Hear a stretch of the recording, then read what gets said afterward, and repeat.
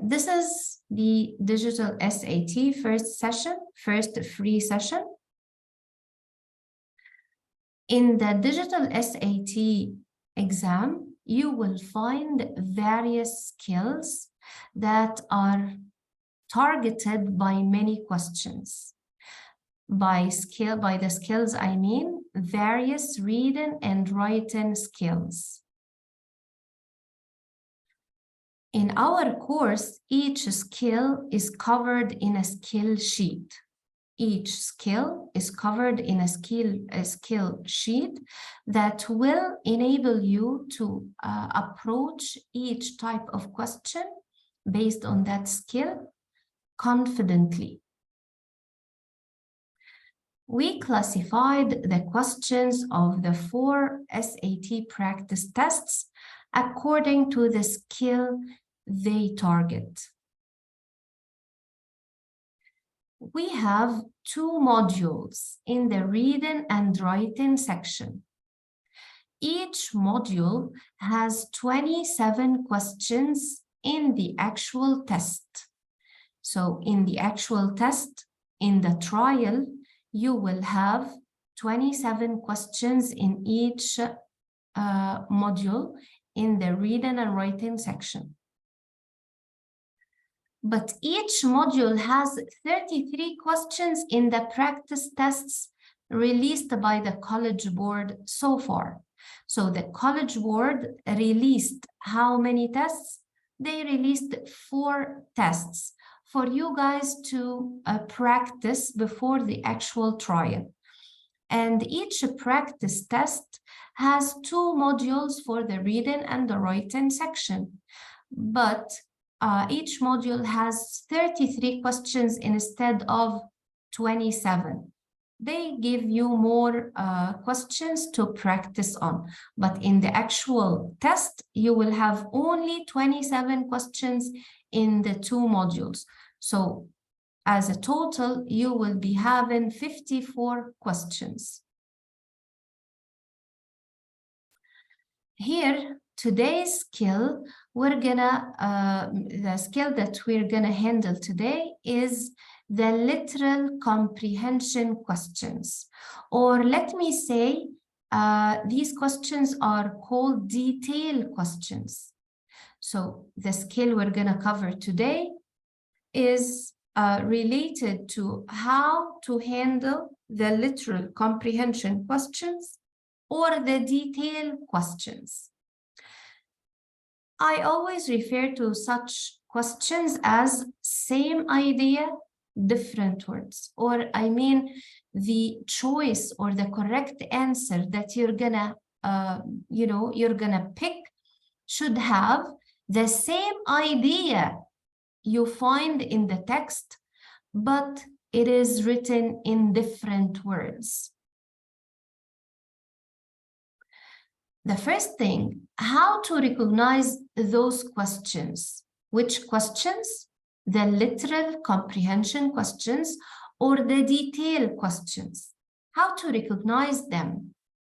I told you we have like 27 questions in each module.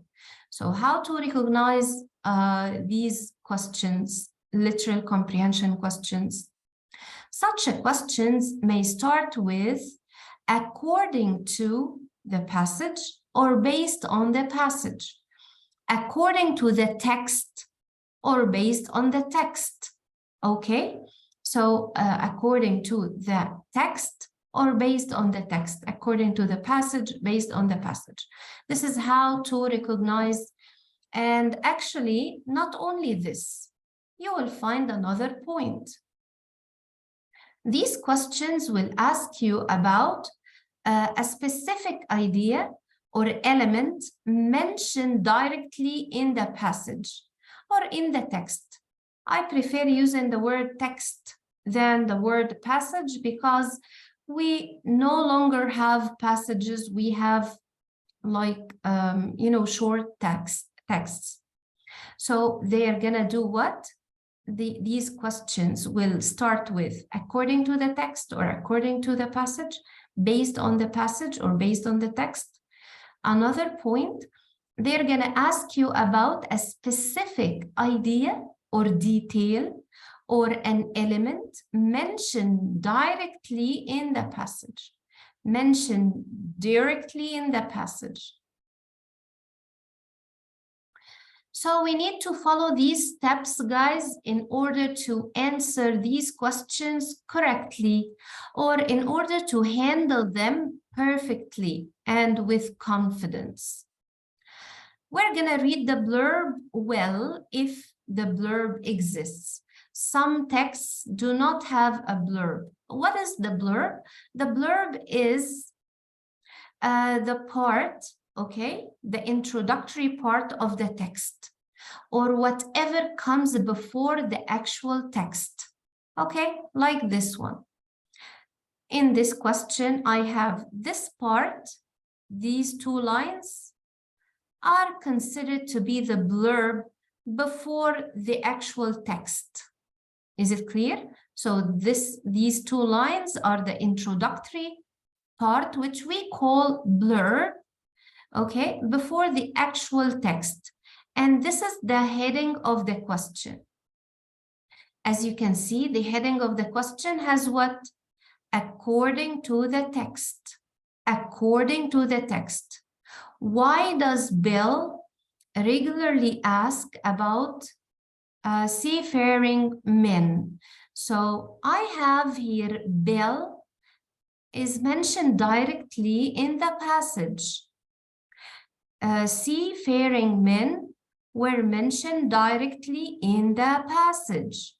The question starts with according to the text.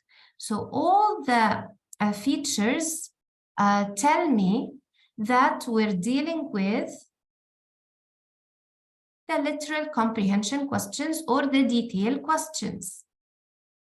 Okay, so let's continue reading the steps. Read the blurb well if exists. Read the passage or the text as a whole, since it is already a short one. Yeah, don't say that I'm gonna read the first sentence only, the last sentence only, the certain details in between. No, we are given a short text already. So you have to read the whole text. Number 3, identify the tone of various parts of the text. Whenever you're reading any sentence in the text, you have to identify whether its tone is positive or negative. Is it clear? So we're done with the 3 steps so far, the first 3 steps so far. I will ask you guys to raise your hands to respond to my questions. Okay, the first question. What was written as the first step? What did I tell you to do as the first step? Yes, Shahd. Yes, Shahd Awad. Read the blurb. Read the blurb if exists. Yes, that's right. Sometimes you're not given a blurb, right? So it's not gonna, the blurb is not gonna be always there, but in case it is there, you have to read the blurb. Yes, Judy, tell me, what is the next step? Read the whole text. Excellent. Read the full text. Don't read a part of it only. Okay, thank you so much, dear. Mute your mic, thank you. What was the third step? Yes, Aya. Yes, identify the tone. Excellent, super excellent, super excellent. Thank you so much. So we're gonna identify the tone of whatever we're reading. One sentence may have a certain positive tone, another sentence may have a negative tone, especially if they are related or if they are joined by a certain transition word. Step number 4, focus on the portions that address the elements of the question. Focus on the question's main focus. Oh, like while I'm reading, I need to focus on the elements of the question. For example, here the question is asking me about Bill, regularly asking about the seafaring men. I want actually a reason why he is regularly asking about the seafaring men. So whenever Bill is mentioned, I have to care. Whenever the seafaring men are mentioned, I have to care. And whenever both of them are mentioned, I need to identify the specific tone Bill is mentioned with or is being referred to by, and also the seafaring men. Okay, now let's see. So the fourth step, focus on the question's main focus. You're gonna be careful when you're reading a certain part, addressing the elements of the question. The fifth step is that you need to consider that the correct answer will restate the point of a particular section in the passage using different words, like synonyms, like equivalent meanings, okay? So your correct answer will be restating the point about the particular section or the particular elements being asked about in the question, okay? It's gonna be a restatement of what has been mentioned about Bill and about the seafaring men, okay? So take care, because they're gonna give you a very, copy and paste answer. No, from the text, no. You're gonna have this is what I refer to as same idea, but different words. Same idea, different words. Okay, so we have to consider this, that our correct answer will be a restatement of what has been mentioned in the text. Use the process of elimination to rule out the irrelevant answers. Use the process of elimination to rule out the irrelevant answers, okay? So we're gonna use the process of elimination to cancel the answers that are not related to the elements of the question, are not related to the tone being used to address the elements of the question, okay? To rule out or eliminate the answer choices that are not restating the point about the elements of the question. Take care when it comes to repeated elements, because I always tell my students the author will not repeat any element unless it's significant, unless it's important. Okay, so repeated elements are significant. Okay, so let me wrap up everything in very few words. Blurb, text, tone, questions focus, restatement of the text, process of elimination, repeated elements are important. Let's apply. This is the first question. We're gonna, try to handle. We're gonna try to check. The following text is adapted from Robert Louis Stevenson's 1883 novel, Treasure Island. Bill is a sailor. Shall I care about what is mentioned about Bill here in the blurb? Can you please raise your hand? Shall I care about the character Bill that is being referred to in the blurb? Yes, Lamar. Yes, dear. Yes, because he is asking about Bill. Yes, excellent, super excellent. So Bill is a sailor staying at the Admiral Benbow, an inn run by the narrator's parents. So the narrator is gonna narrate or is gonna tell us about something about Bill, related to Bill, and the narrator's parents have an inn, okay, like a cafe with certain lodgings or a very small hotel. Okay, and we have the sailor. This Bill is a sailor staying at their property. Every day when Bill came back from his stroll, he would ask if any seafaring men had gone by along the road. So he's asking what if any of the seafaring men passed by. At first, we thought it was the want of company of his own kind. Maybe he wanted to have a company of sailors, because seafaring men are sailors. That made him ask this question. But there is a shift here. It's not the case. This is a contrast. It is not the case that he wanted a company, but at last we began to see he was desirous to avoid them. Oh my God, like, can you please identify the tone? Tell me, Bill, when it comes to the seafaring men, is there a positive tone or a negative tone? Yes, Yusuf? Yusuf Geber?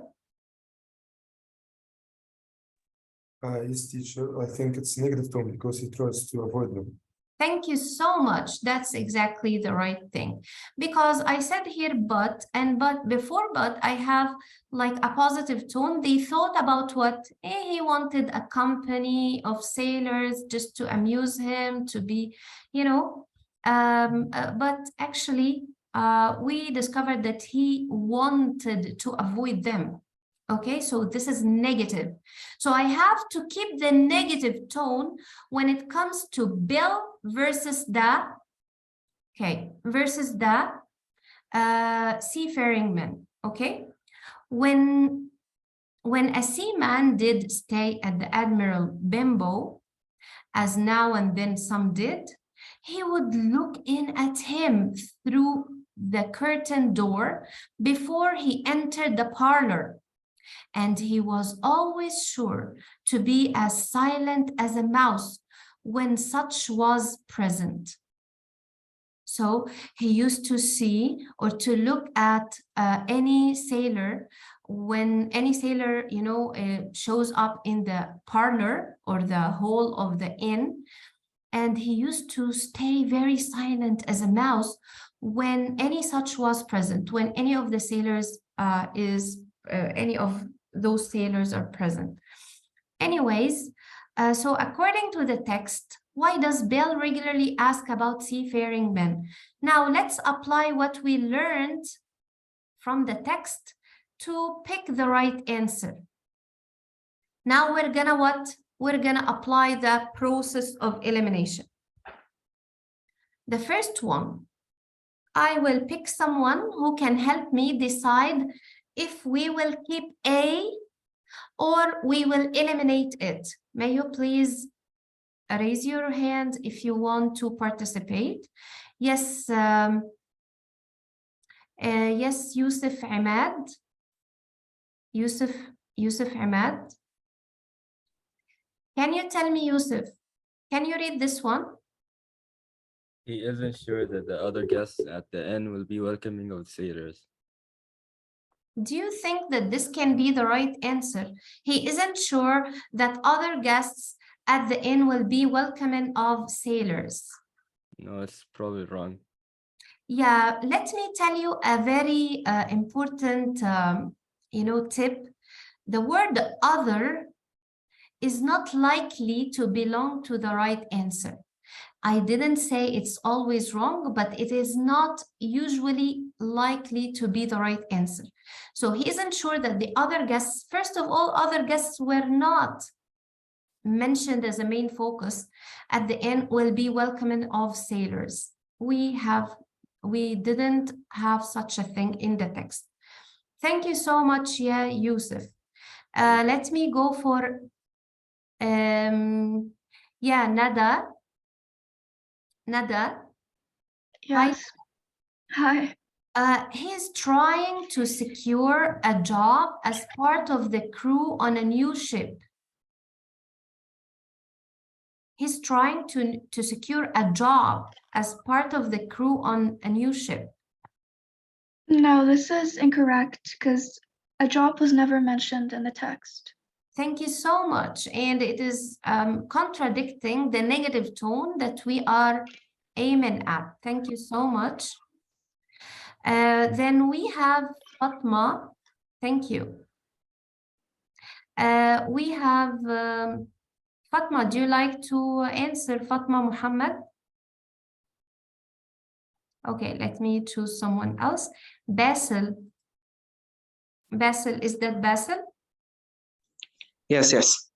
Okay, letter C. He is hoping to find an old friend and fellow sailor. No, it's wrong. Yes, positive tone, right? Yes, So what do you think of D? it's right because he was trying to avoid them. Yeah, he doesn't want to encounter any other sailor unexpectedly, which is a restatement of what? The sentence in the passage. Excellent. So you have an evidence that this is the right answer because it's a restatement of the a certain part or a certain portion in the passage, right?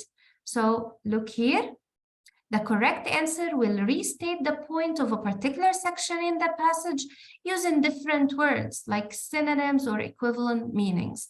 And by that, guys, you have a perfect application to these rules or these steps if you're dealing with such a question and such a skill. So let me show you. So I'd like to thank the ones who participated. Let me show you the link.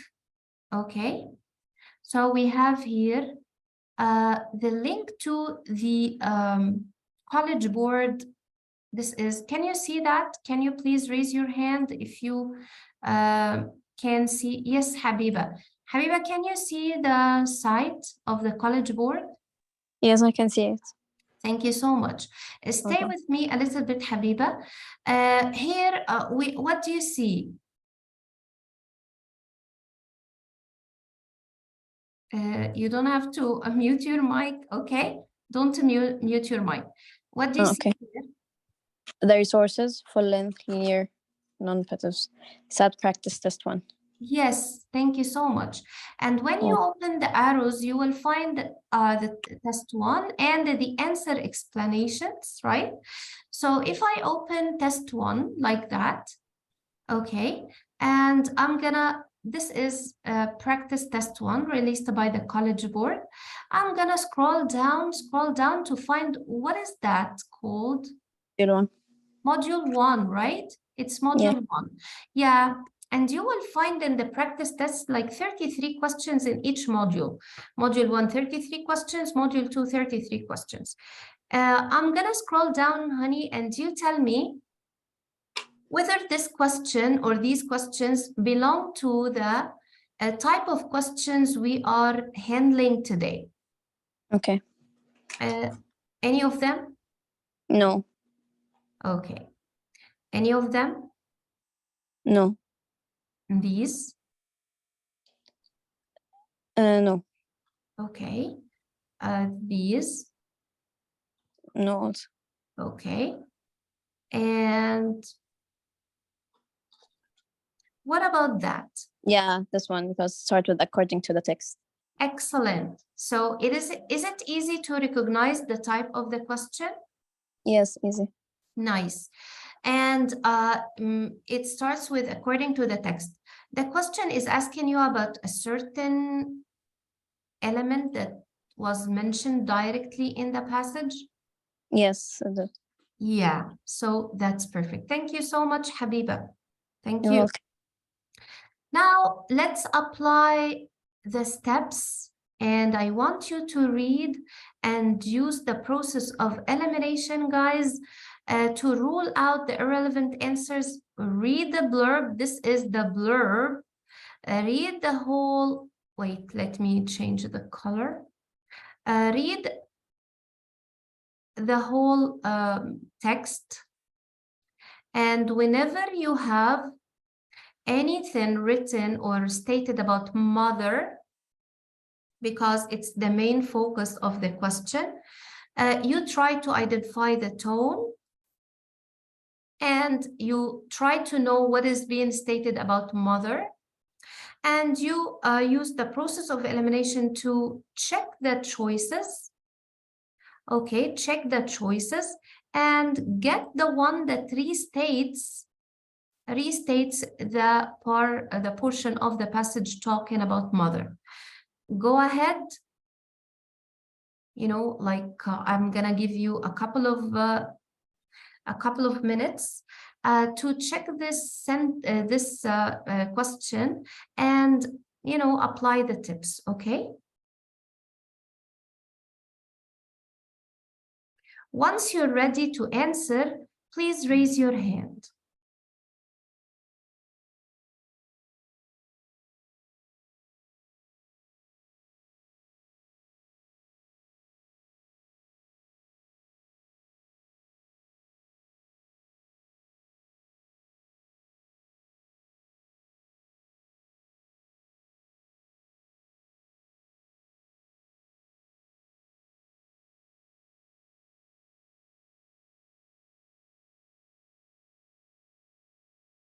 I can see that many of you raised their hands already.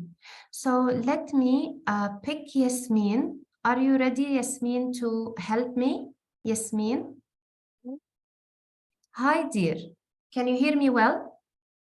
Yes, I can. Yeah, may you please try to, you know, get closer to the mic so that we can hear you well as well? Is this better? I'm afraid your voice is not that clear. So I'm sorry to pick someone else. I'm so sorry. Okay. Marwan. Hi, Marwan. Hi, Miss. Okay, would you like to help me with that? Yes, yes. Yeah. Okay. This is the blurb. Kindly read the blurb for us. The following text is adapted from Edith Nesbit's 1906 novel, The Railway Children. Yes, thank you so much. And here the question is asking you, what is true about mother? So let me read it for you, and then you help me eliminating the wrong answers and get headed to the right answer. Mother did not spend, let me zoom in a little bit. Mother did not spend all her time in paying dull visits to dull ladies and sitting dully at home waiting for dull ladies to pay visits to her. So the tone here, Marwan, is what? Kind of negative, right? Yeah. When it comes to mother versus the ladies and their visits, so she has a negative attitude towards them, right? Yes. Okay. Then I'm gonna start from here. Continue. She was almost always there, ready to play with the children, read to them, and help them to do their home lessons. So when it comes to children, she is positive or negative? Positive. Positive, thank you so much. Besides this, she used to write stories for them while they were at school and read them aloud after tea. And she always made up funny pieces of poetry for their birthdays and other great occasions. So this part is almost positive, right? Yes. And this part, when it comes to the ladies and their visit, it is negative, right? Yeah. I'm sorry, I'm using my mouse. That's why it's hard to control. No problem. Now, try to help me read in the first choice, dear, and tell me whether you will keep it or eliminate it. She wishes that more ladies would visit her. Yeah. I think because, this is not related to her, so this is wrong. Yeah, this is so positive when it comes to the ladies and their visits. So this is contradicting to the negative part we have read here, right? Yes. So you eliminated that correctly. Thank you so much. B, birthdays are her favorite special occasion. No, because she didn't say that it is her favorite. Excellent. Birthdays were mentioned. Yes, that's right. But we've never said that birthdays are her favorite special occasion. We didn't prioritize these birthdays at all. Okay, so such a piece of information doesn't exist. Letter C. She creates stories and poems for her children. Yeah. This was stated in the text. So it's a restatement of what has been mentioned in a part of the text, right? Yes. Okay, let's see that. We have it besides the fact that she's reading to the children, helping them to do their home lessons, she used to write stories for them. Stories. Okay, Yes. write stories for them while they were at school and read them aloud, and also always made up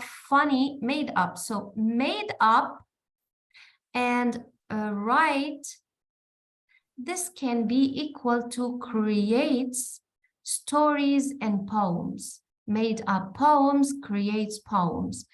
Write stories, create stories for her children, and this is positive, so it's likely to be the right answer, but I will check D. Maybe it's better. Yes. Reading to her children is her favorite activity. Yeah. But she did in the text, they didn't say that reading is her favorite activity. Excellent. She has many activities. She does many activities for the children, but we've never said, we never said that reading is her favorite one, the favorite of all. Thank you so much. This is the correct answer. And referring back to our, presentation, you will realize that, yes, this tip is, very well said. The correct answer will restate the point of a particular section in the passage using different words, synonyms, or equivalent meanings. That's perfect. That's more than perfect. You are doing a great job, guys. And I'm gonna check for another question. And we can visit module 2 to, to have different questions from different modules. You see, in the practice test, we have 33 questions. But in the actual test, we will have how many questions in each module? Who can say? Who can tell me? Yes, yes, Noor. Yes, Noor? Yes, 27. 27, dear. Thank you so much. We can search for a question. Noor, are you still with me? Yes. Okay. Can I say that this one belongs to the questions we are seeking? No. No. Okay, great. This one? No. No. Yes, that's right.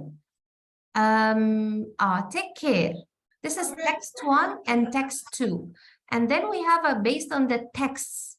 Did I tell you about both of them, like dual texts? No, you didn't. No. So it has a separate scale. Okay, what about that? This one? Yes. Yes, this is related to our skill or our type of questions, which the type of question is called literal comprehension questions or detailed questions. Yes. So do we have a blurb here, Noor? Yes, there is. There is a blurb and there is the text, and it is kind of longer than the previous one. And we have, based on the text, how does Lord Chancellor respond to the crowd?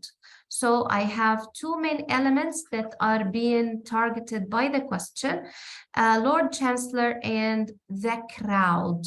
We have to read well when it comes to Lord Chancellor, and we have to read well and identify the tone when it comes to him as well as the crowd. Okay, thank you so much, Yanur. I'll give you a couple of minutes to figure out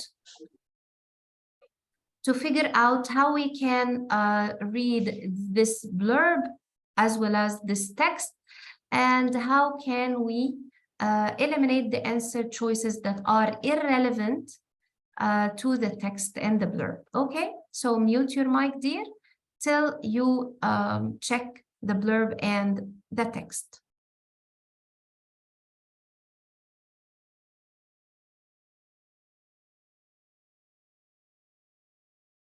I'm gonna zoom in a little bit for you. Then I will go down once you're done with the part that I am showing you now.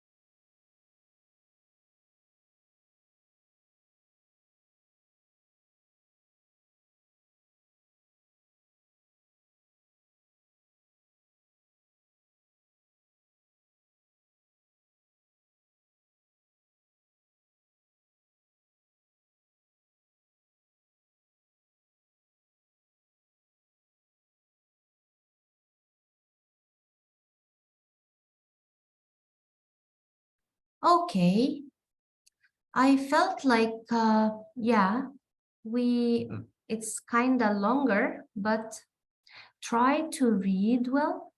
And when you read a certain sentence, you have to identify its tone.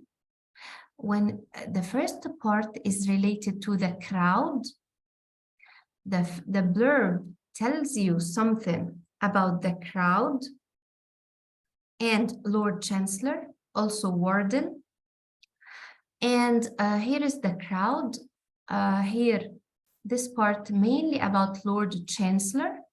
So I need someone to help me. Yes, yeah. I don't know YMR. Who's YMR? I don't know the name, the exact name. Yes, dear.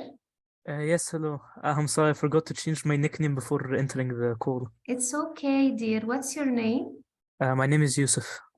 Yusuf, what? We have many Yusufs. Yusuf Muhammad Rifat. Okay, hi, dear.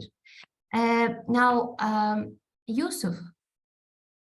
Yes. Now, I'll read for you the blurb, dear, and then we're gonna read together the text, and you identify the tone of each part and try to simplify. Always, this is a very important tip, guys. Whenever you are reading a part in the text found in any text found on the SAT digital test, you need to identify the tone, simplify what you are reading in a very simple way. Try to get rid of any unfamiliar words Okay, try to avoid them, try to avoid non-essential information, just in case you feel you're overwhelmed with the information you have in the text. So the first thing, we can be checking the blurb. The following text is adapted from Lewis Carroll's 1889 satirical novel, Sylvie and Bruno. A crowd, yeah, I have to be careful. A crowd has gathered outside a room belonging to the warden. And who is that warden? An official who reports to the Lord Chancellor. So perhaps warden is someone who is assisting and reporting to Lord Chancellor. Okay, now I'm gonna start reading about the crowd. One man who was more excited than the rest flung his hat high into the air and shouted, as well as I could make out, "Hurrah for the subwarden!" Everybody roared, but whether it was for the subwarden or not did not clearly appear. Some were shouting bread and some taxes, but no one seemed to know what it was really wanted. Okay, Yusuf, are you still with me? Yes. Okay, tell me, Yusuf, did you know exactly what is the main reason the crowd is gathered? No, the narrator tells us that they don't know what their goal is or what they wanted. Yeah, no one seemed to know what it was they really wanted, right? Some shouted bread, some others shouted taxes. They are all shouting, but with different purposes. Okay. Yes, thank you. All this I saw from the open window of the warden's breakfast saloon, looking across the shoulder of the Lord Chancellor. It seems like the narrator is watching all of that from a certain place close to the Lord Chancellor. What can it all mean? He kept repeating. He is referring to whom? Lord Chancellor. Excellent. He kept repeating to himself, "I never heard such shouting before, and at this time of the morning too, and with such unanimity." I will assume that I don't know the meaning of unanimity. In the test, I will not be having a dictionary. Also, I will not have any teacher to help me, right? So I will try to rely on the pieces of information I was able to understand. Now, the question says, yeah, Yusuf, how does the Lord Chancellor respond to the crowd? So where can you find his response in the text? In the last paragraph. Amazing. This one. Does he know why the crowd is there? No, he doesn't. From the first phrase, what can it all mean? Yeah, what can it all mean? I've never heard such shouting before. And at this time of the morning, so the guy is denying all what is happening. Okay, now we are ready to deal with the choices, dear. Letter A, he asks about the meaning of the crowd's shouting, even though he claims to know what the crowd wants. This option is incorrect because he doesn't know what the crowd wants. Excellent. The first part seems tricky because, yeah, he really asked about the meaning of the crowd shouting, but actually the rest of the choice is not correct. Even though he claims to know what the crowd wants, he didn't claim that he knows. Okay, great job, Yusuf. Letter B. He indicates a desire to speak to the crowd, even though the crowd has asked to speak to the subordinate. The answer is already wrong from the first phrase. He didn't want to speak to the crowd. Amazing. I didn't find anything that tells me that he wanted to speak to the crowd. Letter C, he expresses sympathy for the crowd's demands, even though the crowd's shouting annoys him. This is also wrong. He doesn't show any sympathy. He is confused for what the crowd wants. Amazing, amazing. So despite the fact that he is annoyed by the crowd, but he actually didn't show any sympathy. I cannot figure it out. I told you that the best answer will be a restatement of what has been mentioned in the text. I have no equivalent for such a thing. Letter D, he describes the crowd as being united, even though the crowd clearly appears otherwise. This one is correct from the word unanimity, because Excellent. unanimity means being united. Yeah, okay, that's right. United actually means, or unanimity means united. And even if you couldn't figure that out, if you complete, even though the crowd clearly, even though this is like a contradicting thing, even though the crowd clearly appears otherwise, yeah, they are not united. Yes, because some of them are shouting bread, others are shouting taxes, so they are not united, right? And so you have, by the process of elimination, you came to know that the first three can never be the right answers, and you have a word that you do not know its meaning, but perhaps this word has a synonym that is equal to united, yes. And the crowd clearly appears otherwise, yes, clearly, because you can see that from their shouting. Some of them are shouting bread, others are shouting taxes, and this is the best answer. Thank you so much, Yusuf. You're welcome. Thank you. You are a great student, and mashallah, the ones who participated today are great. Wish you the best of luck on your trials, common trials of the digital SAT. Hopefully that the first skill today was an easy one, and you can be having a very positive energy and a positive attitude to start tackling the questions that are, targeting this skill, which is asking about direct information from the text about certain direct stated elements in the question. So this, presentation will be posted, and let me show you a certain thing here. We have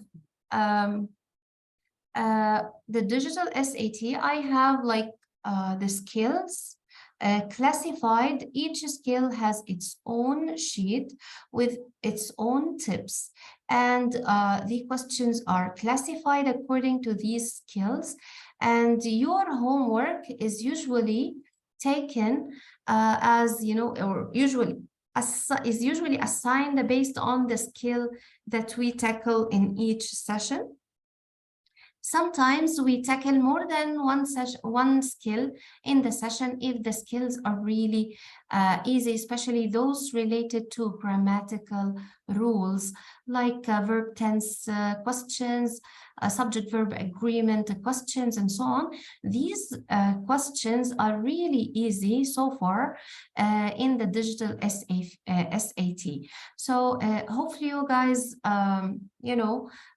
took a good idea about how we handle the skills, how we apply the tips of each skill in order to approach each type of questions. Okay, thank you so much. Hopefully you, I see you in the coming sessions of the course. Thank you so much, and stay safe and sound. Bye.